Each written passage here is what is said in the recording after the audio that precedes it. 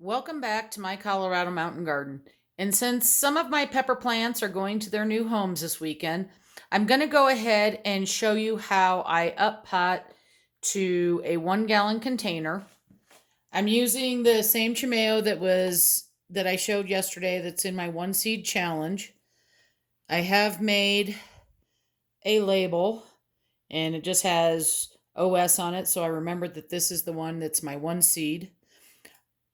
I have to use the tags now because masking tape doesn't stick to these very well. All the soil has been sanitized. This pot has been sanitized. And what I have found really helps speed up this process is to use the same size container. And if you don't have an extra one, you can use that container. But go ahead, your soil, your soil is going to be, you want it to be damp so it holds together. And then my soil mix again is 3 parts potting mix, 1 part compost, and then I throw in an extra cup of worm castings into all that. So what I did is I tamped down the soil and then I used my extra cup here, and I don't want to tip this too much. So you can see that I have a hole exactly the size of what's going to be put in here. It's easiest to get your peppers out when they're a little bit damp, so water them a day or two before you're going to do your transplants into here, and then it's going to eventually go into here.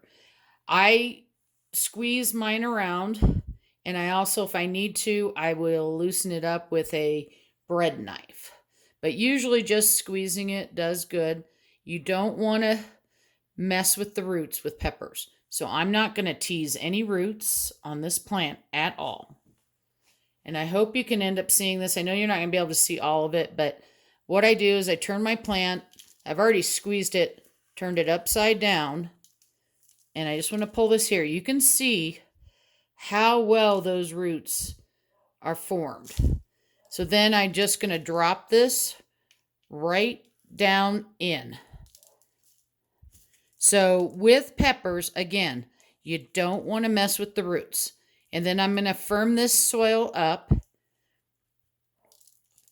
I will start out by putting this tray that fits my little 1 gallon pot here under here, and I'm going to put water. And just bring that. I'm going to fill it up.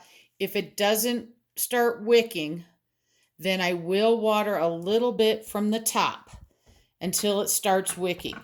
Now, these are going to go underneath my taller grow lights when I get them all done. Again, I could avoid it another week, maybe even 2 weeks if the plant didn't get too tall for my grow shelf to do this. But since other people may be growing their peppers at the same time I am, and then I just put my little planter tag in there.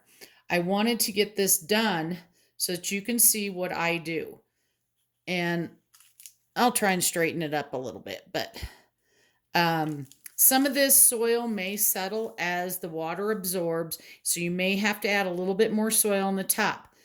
Don't go too far up on the stem. I'm going to pull it. If it goes up, maybe a quarter, half inch would be max.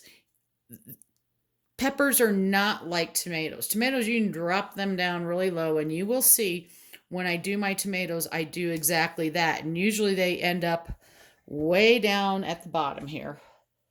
I just put a little bit of soil, drop my tomato in, and then as it grows, I keep filling it. And part of that is not only to help a tomato plant grow when we get to the tomatoes, but it thickens the stems and everything else. Plus, you can hold them inside longer. So, hope all this makes sense. Please, please, please comment if you need to. If you don't understand anything, I'm an open book. I will share with you anything I can, But this is my one seed challenge Chimeo pepper that you saw in the video yesterday, and it's now in its 1 gallon pot, and this is where it'll stay until it can go outside. This transplant is big enough to be put outside, but we're not ready yet. We're in Colorado and we're in the mountains, so we got some time. But I can hold this plant until I'm ready to put it in my 5 gallon container, because all my peppers are grown in 5 gallon containers.